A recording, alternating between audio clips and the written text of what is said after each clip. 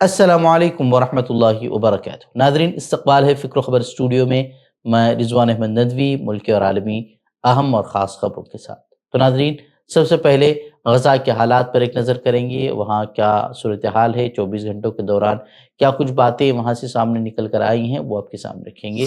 बता दें कि गज़ा के हालात रोज़ बरोज़ जो है वो बदतर होते जा रहे हैं। गुज़िश्ता 24 घंटों के दौरान काबिज़ इसराइली फ़ौज ने गज़ा के मुख्तलिफ़ इलाक़ों में शदीद बमबारी की है। ख़ास तौर पर गज़ा के एक शहर में कम अज़ कम 25 घरों को बमबारी से निशाना बनाया गया है, जिसमें बेशुमार शहरी ज़ख्मी और बेघर हो गए हैं। मज़ीद जो है खान यूनिस के इलाक़े में भी फ़ौरी खाली करने का हुक्म जारी किया गया है।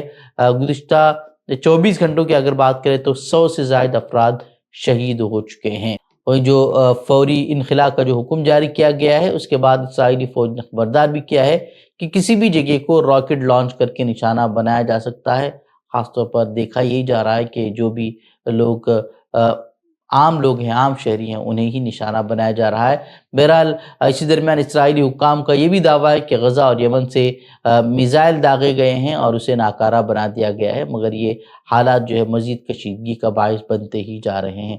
दूसरी तरफ आलमी सतह पर अगर जंगबंदी की बात करें तो उम्मीदें जो है वो जग रही हैं। अमरीकी सदर डोनाल्ड ट्रंप ने ऐलान किया है कि इसराइल गज़ा में 60 रोज़ा जंगबंदी की शराइत पर रज़ामंद हो गया है। क्या शराइत हैं वो सामने नहीं आई है, लेकिन ये बयान जो है वो ट्रंप की तरफ से सामने आया है। ट्रंप का ये भी कहना है कि कतर और मिस्र इस अमन मुआहदे को हतमी शक्ल दे रहे हैं और उम्मीद है कि हमास भी इस पर आमादगी ज़ाहिर करेगा। तहम अगर ये भी कहा उसने कि अगर हमास ने इसको मुस्तरद किया तो हालात मज़ीद बिगड़ सकते हैं। यानी कि एक तरह से ऐसा लगता है कि ये प्रपोज़ल जो है वो इज़राइल के इशारे पर बनाया गया है। अब ये क्या प्रपोज़ल है वो देखने वाली बात होगी। हमास उस पर क्या रद्द-ए-अमल ज़ाहिर करता है, ये फ़िलहाल अब इस पर कोई बातें सामने नहीं आई हैं। हमास का कोई बयान सामने आएगा तो फिर उस पर हम आपको अपडेट देंगे। लेकिन कतरी हुक्काम ने जो है अब उस जंगबंदी की शराइत को हमास तक भिजवा दिया है। हमास की जानिब से अब तक कोई जवाब मौसूल नहीं हुआ है।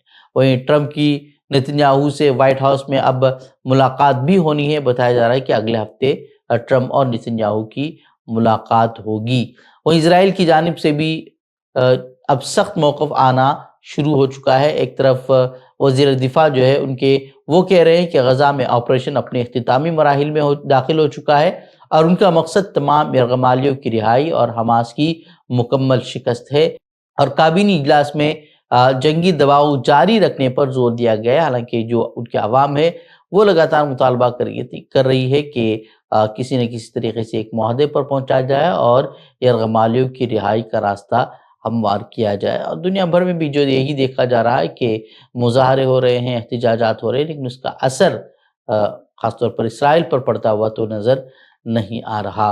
वहीं गज़ा में जारी इस अलमनाक जंग में अब तक आपको मालूम होना चाहिए कि 56,000 से ज़ायद फ़लस्तीनी जाँ बहक हो चुके हैं। और ये जो एदाद-ओ-शुमार हैं वो तस्दीक शुदा एदाद-ओ-शुमार हैं। जो सरकारी एदाद-ओ-शुमार है उसके मुताबिक 56,000, जबकि दूसरी जो तंजीमें हैं उनका कहना है कि जो मरने वालों की तादाद है, शहीद शुहदा की जो तादाद है वो 1 लाख से तजावुज़ कर चुकी है। गज़ा में जिस तरीके से अब मौत हो रही हैं, जो तस्वीरें, जो वीडियोज़ वहाँ से सामने आ रही हैं, वो वाक़ई हर इंसान को दुखी करती हैं। मगर हमारा मकसद आपको मायूस करना नहीं है, बल्कि इस अलमिये को रोकने के लिए अपनी ज़िम्मेदारियों का शऊर पैदा करना है।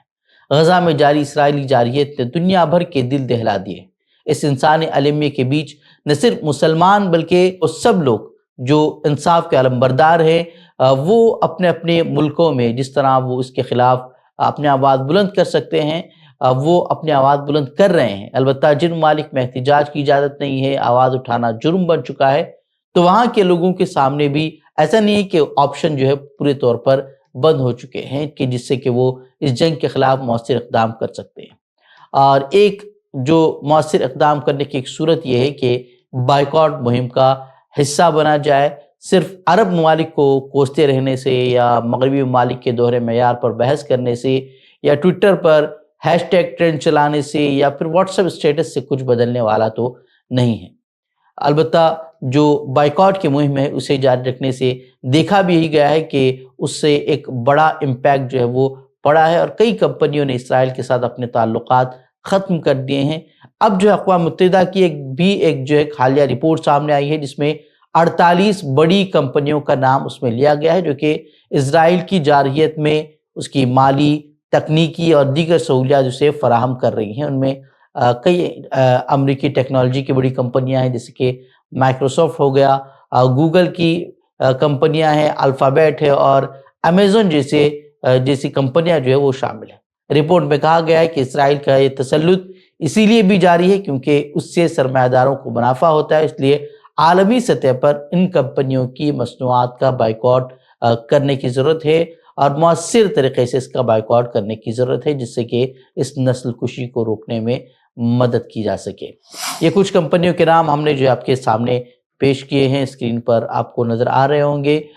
ایک بڑی لمبی فہرست ہے وہ اس کی بھی، اور بھی کئی کمپنیاں ہیں جو اسرائیل کے ساتھ تعاون کرتی ہیں، جو ان کے مصنوعات جو ہے وہ اسرائیلی ہیں۔ ایسے ایپس بھی موجود ہیں جس کے ذریعے سے جانا جا سکتا ہے کہ کون سا پروڈکٹ اسرائیلی ہے، کون سا پروڈکٹ اسرائیلی نہیں ہے، اور خاص طور پر وہ پروڈکٹ جنہیں ہم روزمرہ استعمال کرتے ہیں اس کے لیے جو ہے نو تھینکس نامی ایک ایپ بھی ہے، اس کے ذریعے سے بھی ہم جان سکتے ہیں کہ اس کو خریدنا ہے یا نہیں خریدنا ہے، یہ بائیکاٹ مہم کا حصہ ہے یا نہیں۔ لہذا ہم سبوں کا فرض یہی بنتا ہے کہ ہم اس بائیکاٹ مہم کو اپنی زندگی کا حصہ بنائیں، ان کمپنیوں کے مصنوعات کا استعمال بند کریں اور صرف اپنے لیے ہی نہیں بلکہ ایک دوسرے کو بھی اس کے لیے بیدار کریں اور اپنے طریقے سے اس نسل کشی کو روکنے کی کوشش کریں، کیونکہ صرف تبھی ہم کہہ سکتے ہیں کہ ہم اپنے حصے کی ذمہ داری جو ہے وہ ہم ادا کر رہے ہیں، ہم صرف اسی وقت کہہ سکتے ہیں۔ آسام سے ایک بار پھر انسانی حقوق کو چیلنج کرتی ہوئی افسوسناک تصاویر سامنے آئی ہیں۔ گولپاڑہ ضلع کے علاقے میں بی جے پی حکومت کی بلڈوزر کارروائی میں سینکڑوں مسلمان خاندان بے گھر ہو چکے ہیں۔ وزیر اعلیٰ ہیمنت بسوا سرما کی قیادت والی حکومت نے مبینہ طور پر 700 سے زائد مکانات منہدم کر دیے ہیں۔ ان میں سے بیشتر جو تھے وہ مسلمانوں کی مکانات تھے۔ شدید گرمی، بارش اور سر چھپانے کی جگہ نہ ہونے کے باعث 60 سالہ ایک خاتون کی بھی جو ہے وہ موت واقع ہو چکی ہے۔ آئینی شاہدین کے مطابق کئی لوگ جو ہے وہ بیماریوں کا شکار ہیں اور حالات جو ہے ان کے لیے دن بدن بدتر ہوتے جا رہے ہیں۔ سوال یہ کہ اگر یہ کارروائی قانونی تھی بھی تو بے گھر ہوئے افراد کے لیے حکومت نے کوئی متبادل کیوں فراہم نہیں کیا؟ کیا انسانوں کو کھلے آسمان تلے چھوڑ دینا ہی اب کیا نیا نظم و نسق بن چکا ہے؟ سماجی تنظیمیں، مقامی افراد اور اقلیتی طلبہ یونین حکومت پر جانبداری کا الزام لگا رہے ہیں۔ ان کا کہنا ہے کہ جن گھروں کو گرایا گیا ہے وہ مقامی شہریوں کے تھے جن کے پاس شہریت کے تمام دستاویزات موجود تھے، لیکن صرف مسلمان ہونے کی بنا پر انہیں نشانہ بنایا گیا ہے۔ گجرات ہائی کورٹ نے جوناگڑھ کے میونسپل کمشنر اور سینئر ٹاؤن پلانر کو 300 سال پرانی درگاہ کو منہدم کرنے پر توہین عدالت کا نوٹس جاری کیا ہے۔ عدالت نے سپریم کورٹ کے حکم اور ریاستی حکومت کی پالیسی کی خلاف ورزی قرار دیتے ہوئے دونوں افسران کو طلب کیا ہے۔ درخواست گزار کی جانب سے یہ موقف اختیار کیا گیا تھا کہ درگاہ 1964 سے رجسٹرڈ اور گجرات اسٹیٹ وقف بورڈ کے تحت ہے، لیکن سپریم کورٹ اور ریاستی حکومت کی جانب سے مقرر کردہ قانونی عمل کو نظر انداز کرتے ہوئے 17 اپریل کو درگاہ منہدم کر دی گئی۔ ہائی کورٹ نے واضح کیا ہے کہ سپریم کورٹ نے 2009 سے عوامی زمین پر غیر مجاز مذہبی تعمیرات پر پابندی عائد ہے اور 2024 میں گجرات حکومت نے متعلقہ افسران کے لیے ایک پالیسی بھی جاری کی تھی جس میں غیر مجاز مذہبی ڈھانچوں کو ہٹانے کے لیے کمیٹیاں قائم کرنے اور مناسب عمل کی پیروی لازم قرار دی گئی تھی، لیکن اس تمام قانونی طریقہ کار کو نظر انداز کر دیا گیا اور درگاہ کو بلا وجہ منہدم کر دیا گیا۔ عدالت نے جو ہے اس معاملے میں اگلی سماعت 28 جولائی کو مقرر کی ہے اور جواب طلب کیا ہے۔ اب دیکھنا ہوگا کہ آگے جو ہے وہ عدالت کیا فیصلہ کرتی ہے۔ ہماچل پردیش میں قدرتی آفت نے تباہی مچا دی ہے۔ منگل کو ریاست کے 11 مقامات پر بادل پھٹنے کے واقعات پیش آئے جس کے نتیجے میں 10 افراد ہلاک اور 30 لاپتہ ہیں۔ سب سے زیادہ جو متاثر علاقہ ہے وہ منڈی ضلع کا ہے جہاں کئی مکانات اور مویشی خانے تباہ ہو گئے۔ ریاست بھر میں تقریباً 400 سے زائد سڑکیں بند ہیں، 1500 سے زائد ٹرانسفارمر خراب ہو چکے ہیں، 171 پانی کی اسکیمیں متاثر ہو چکے ہیں۔ ریسکیو ٹیموں نے 132 افراد کو بچا لیا ہے جبکہ لاپتہ افراد کی تلاش بھی جو ہے جاری ہے۔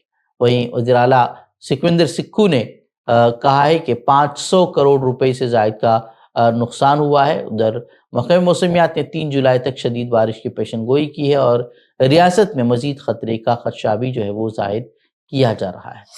وہ امریکی صدر ڈونلڈ ٹرمپ نے روس سے تجارت کرنے والے ملکوں پر 500% ٹیرف لگانے کے بل کو سینٹ میں پیش کرنے کی منظوری دی ہے، جس کے تحت ہندوستان اور چین جیسے ممالک براہ راست اب نشانے پر آ گئے ہیں۔ ریپبلکن رہنما لنڈسے گراہم نے ABC نیوز کو بتایا ہے کہ یہ بل ان کی تجویز پر مبنی ہے، جس کا مقصد ان ممالک پر دباؤ ڈالنا ہے جو کہ روسی تیل خرید کر بالواسطہ طور پر یوکرین جنگ کو ایندھن فراہم کر رہے ہیں۔ گراہم کے مطابق ہندوستان اور چین روس کا 70% تیل خرید رہے ہیں اور یہی تیل پوتن کی جنگی مشین کو چلا رہا ہے۔ یہ پہلی بار ہے کہ صدر ٹرمپ نے اس بل کی حمایت کی ہے، جس سے ہندوستان جیسے ممالک کو سخت اقتصادی چیلنجز کا سامنا ہو سکتا ہے، خاص طور پر اس وقت جب بھارت نے روس سے رعایتی نرخوں پر خام تیل کی خریداری جاری رکھی ہوئی ہے۔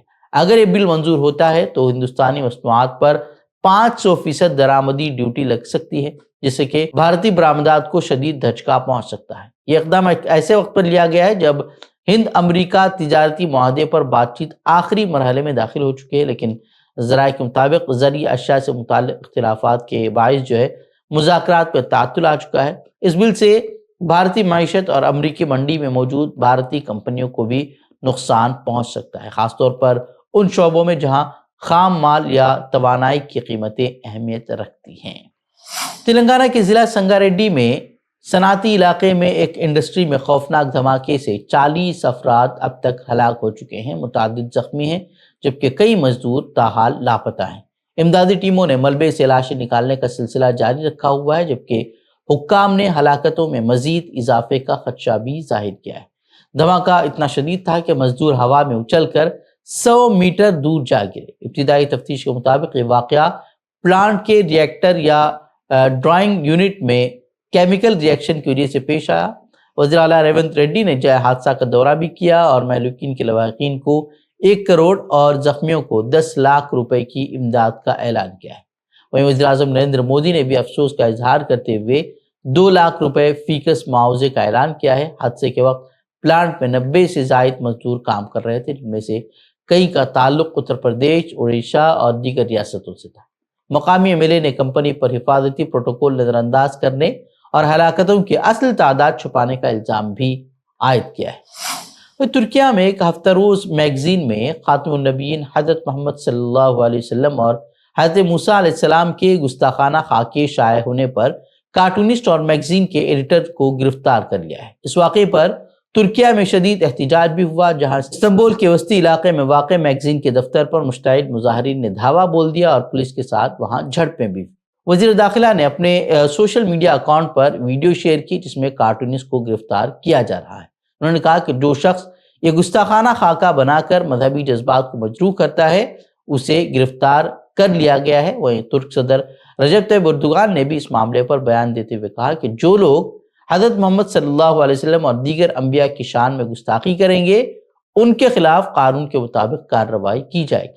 وہیں اظہار رائے کی آزادی کو مذہبی عقائد کی توہین کے لیے استعمال کرنا نہ صرف معاشرتی ہم آہنگی کے لیے خطرہ ہے بلکہ اس سے مختلف برادریوں کے درمیان نفرت اور اختلافات میں بھی اضافہ ہوتا ہے۔ ایسے اقدامات کی جو ہے ہر سطح پر سخت مذمت ضروری ہے تاکہ بین المذاہب احترام اور بھائی چارہ قائم رکھا جا سکے۔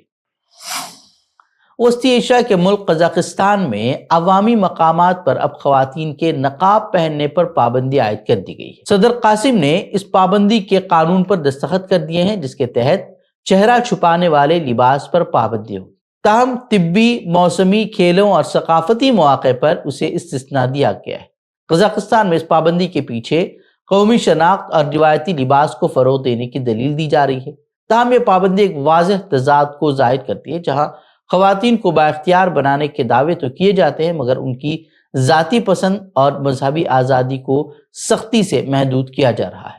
یہ رویہ مغربی کلچر کی تقلید میں ذہنی غلامی کی بھی عکاسی کرتا ہے، جہاں ظاہری آزادی کے نام پر اصل آزادی کو دبایا جا رہا ہے۔